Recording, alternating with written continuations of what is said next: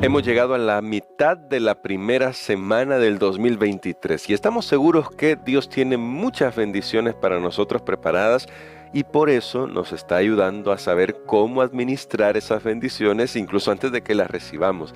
Dios siempre lleva todo en su momento y todo según sus planes, así que aprendamos a administrar para el Señor y hoy vamos a estudiar el tema responsabilidades de los miembros de la familia de Dios. Así que vamos a orar. Bondadoso Dios, venimos ante tu presencia agradecidos porque nos das dirección en tu palabra para saber cómo vivir para honrar tu nombre, cómo vivir para poder servirte a ti. Oramos pidiendo sabiduría en el nombre de Cristo Jesús. Amén. Para el día de hoy, Pastora Ani Perla, vamos a leer la famosa Shema, parte de la Shema, no la primera parte, pero sí una parte que me llama mucho la atención de la Shema judía. En Deuteronomio capítulo 6, generalmente leemos más a menudo el verso 4, Oye Israel, Jehová nuestro Dios, Jehová uno es, pero vamos a leer justamente el texto que sigue a ese hermoso versículo. Amarás a Jehová tu Dios de todo tu corazón, de toda tu alma y con todas tus fuerzas.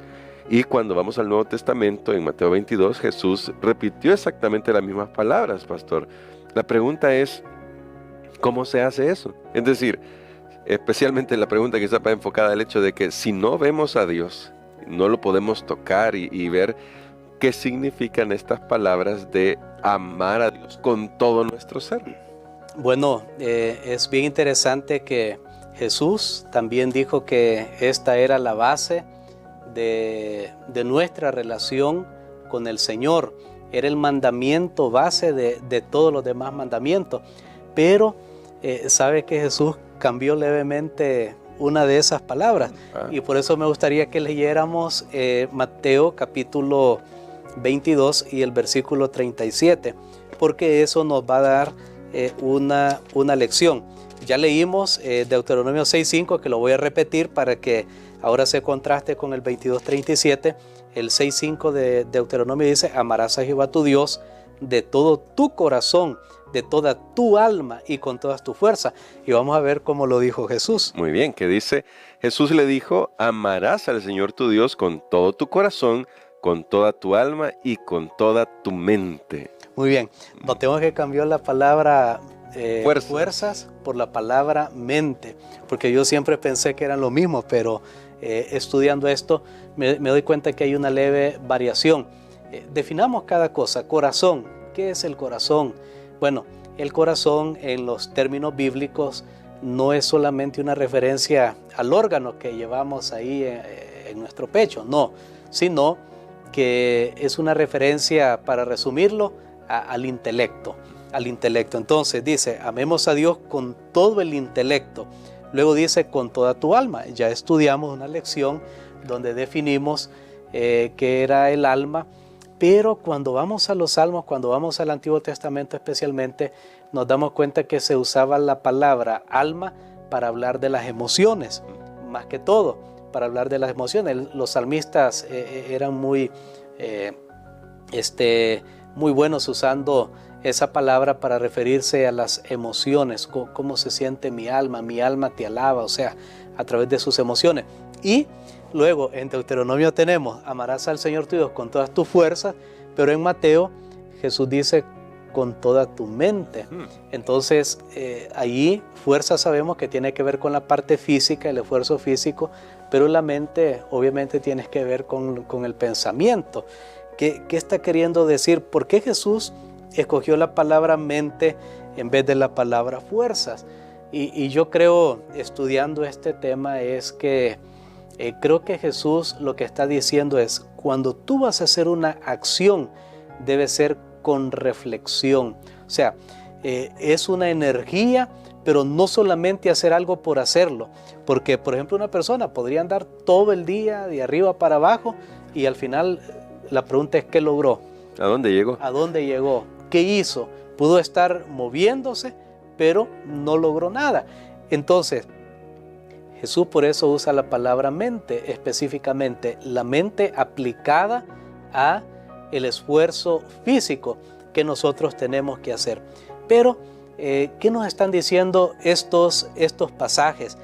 ¿Por qué tenemos que amar a Dios de esa manera? ¿Por qué Dios, y voy a decirlo bien claro, solo acepta, no acepta menos, no acepta menos, solo acepta si lo amamos con toda nuestra capacidad intelectual, con todas nuestras emociones, con toda nuestra mente aplicada al trabajo, a la acción? ¿Por qué Él solo acepta eso? Y hay muchas respuestas que se pueden dar, pero yo descubrí una, al menos para mí, y es porque Él nos ha amado de la misma manera. Amén. Noten, Dios nos amó a nosotros con todo, así que Él espera que yo lo ame con todo también. Allí es un amor recíproco, es un amor que se corresponde, y Dios no acepta esas relaciones que uno invierte más que el otro, no. Dios dice, ok, yo te amé a ti con todo mi corazón, toda mi mente, toda mi fuerza, yo dejé el cielo, dejé el trono, dejé todo para salvarte. Ahora yo espero que tú también hagas lo mismo, y de esa manera tú me demuestras que me amas. ¿Por qué Dios nos amó de esa manera? Porque ese es el amor, porque Él no puede amar menos, porque si amara menos ya no es amor. Entonces ya tendríamos que buscar otra palabra para amar menos. Alguna otra palabra tendría que inventarse Dios, pero no existe. Él solo puede amar, y el amor es completo, es integral, es con todo esto. Eso es lo que nos manda el Señor. Y ahora, pastor, pero ¿cómo vemos eso en la práctica? Digamos, porque algunos podrían pensar, oh, sí, no, claro, yo lo hago, y yo lo hago tanto que tal vez, no, y no quiero menospreciar de esta manera las emociones, porque ahí están nuestras emociones, pero lloro cuando estamos en un culto y me emociono con una alabanza, y no sé, hago tantas cosas, pero bíblicamente hablando, ¿cómo se manifiesta esta entrega completa de nuestro ser amando a Dios? Como nos induce nuestra lección, tal vez la respuesta es la menos pensada para esta pregunta, pero me gustaría que examináramos en la primera carta del apóstol Juan, el capítulo número 5, y en la lección se nos pide que leamos el versículo 3, pero yo también añadiría que leamos el versículo 2, porque ahí tenemos el complemento. 2 y 3. Sí. Dice así: en esto conocemos que amamos a los hijos de Dios, cuando amamos a Dios y guardamos sus mandamientos, pues este es el amor de Dios, que guardemos sus mandamientos, y sus mandamientos no son gravosos. Muy bien, aquí nos está diciendo que cómo amamos a Dios con toda la fuerza, la mente, el corazón, todo. ¿Cómo lo amamos? Y pareciera una respuesta directa que nos da el apóstol, y nos dice que es obedeciendo a Dios. Amén. Ahora, ¿por qué pedí que leyéramos los dos versículos? Porque si notamos, ambos hablan de guardar sus mandamientos, tanto el versículo 2 como el versículo 3. Pero nuevamente tuve la oportunidad de ir al recurso donde fui a ver las palabras que se usan en griego, y sabe que la palabra griega para guardar en el capítulo 2 es diferente que la palabra griega para guardar en el capítulo 3. En el versículo 3, sí. En el versículo número 3, correcto. Es diferente, es diferente. Wow. En el versículo número 2, o sea, primera carta de Juan, capítulo 5 y versículo 2, dice, cuando amamos a Dios y guardamos sus mandamientos, usa la palabra, una palabrita griega, poema, para aquellos que lo van a leer, y que significa guardar de acción. Nota, significa guardar de acción. En otras palabras, cuando amamos a Dios y guardamos su mandamiento, dice, cuando yo amo a Dios, yo voy a guardar su mandamiento, voy a pasar a la acción. Amén. Pero el versículo número 3 todavía refina más el concepto, porque dice, cuando amamos a Dios y guardamos, que guardemos su mandamiento. Este es el amor de Dios, que guardemos su mandamiento. Ahí usa la palabra tereo y significa observar. O sea, está hablando y no dice literalmente que vayamos a la acción, sino que está hablando que la persona ha internalizado el mandamiento y lo observa. Es un asunto de actitud. O sea, aquí nos habla de dos tipos de obediencia, Uno es la obediencia como acción, claro, una persona en lo que se ve, una persona puede hacerlo, pero por dentro no está interesado. Por ejemplo, un padre puede decirle, una madre o los padres pueden decirle a sus hijos o a uno de sus hijos, por favor hagan la limpieza. Entonces puede ser que el chico va o los niños van, hacen la limpieza, pero mientras están barriendo, mientras están haciendo todo y por dentro están, es que yo no quería hacer esto, es que ¿por qué me mandan solo a mí? Y sí lo hizo, pero es una acción, sí la hizo, pero ¿cuál es la actitud? Ahora, una cosa es esta palabrita que se menciona en el versículo número 3, que guardemos su mandamiento, está hablando que observemos su mandamiento, es una actitud de obediencia. Una cosa es la acción de obediencia y otra cosa es la actitud de obediencia. Y esto va aún todavía mucho más allá. O sea, es pasar de la acción a la actitud. O sea, ¿qué te motiva para hacer lo que es correcto? Porque Dios no quiere solamente que tú obedezcas como Jonás. Dios le dijo ya la segunda vez, ve a Nínive, y Jonás va. Pero Dios demostró que su corazón no estaba inclinado a una actitud correcta, sino pero su corazón no estaba regenerado.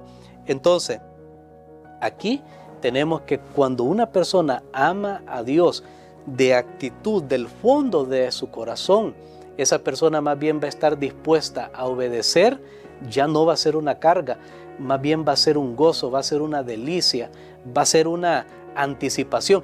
Quiero hacer esto.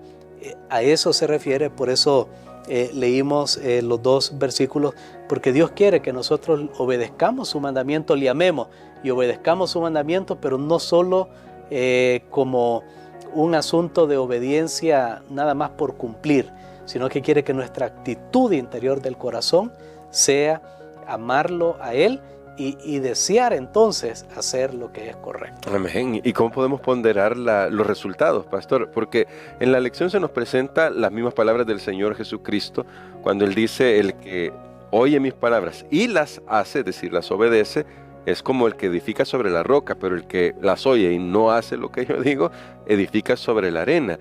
Y hago la pregunta, ¿cómo podemos ponderar o valorar el resultado de lo que significaría amar o no amar a Dios, lo cual se va a manifestar en nuestra obediencia con esa actitud?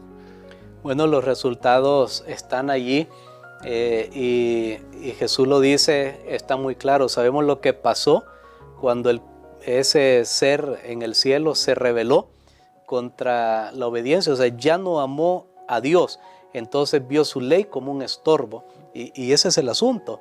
Cuando ya no se ama a Dios, ya no hay un incentivo para guardar la ley, ya no, y por eso es correcto que hay personas, digo, uno lo puede ver en la práctica, tal vez no es correcto, pero hay personas que dejan de amar a Dios, entonces usted ve que van dejando de ir a la iglesia, van dejando de leer la Biblia, van dejando de escuchar las enseñanzas y hasta que finalmente, poco a poco, hasta que finalmente ya no lo hacen. ¿Por qué?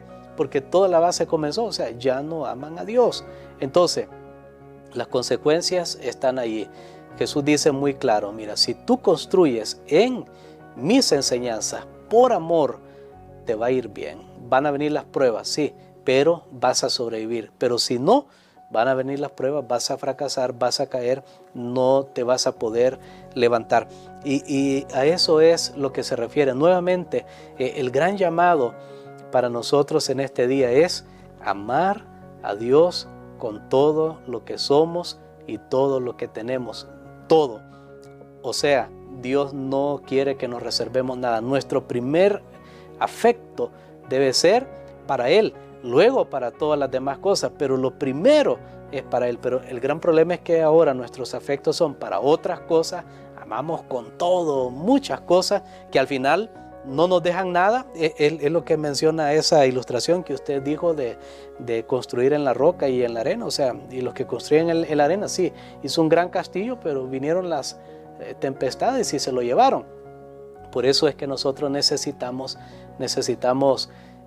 amar a Dios de corazón, de verdad, que Él sea lo primero y no las demás cosas que sean lo primero. Así que tenemos una gran responsabilidad como miembros de la familia de Dios. Y si queremos atraer a otros que necesitan esa relación con Dios, debemos mostrarles cómo amar a Dios como Él lo pide.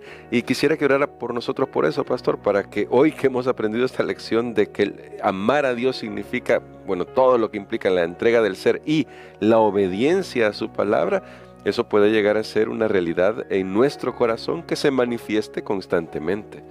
Amén. Padre, te damos gracias, Señor, porque tú nos has dejado este mandamiento para que nosotros podamos conocer nuestro corazón.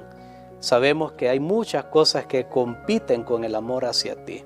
Ayúdanos, Padre, para tomar decisiones correctas, que nuestro corazón, nuestra actitud al final pueda ser una actitud de obediencia porque te amamos. En el nombre de Jesús. Amén.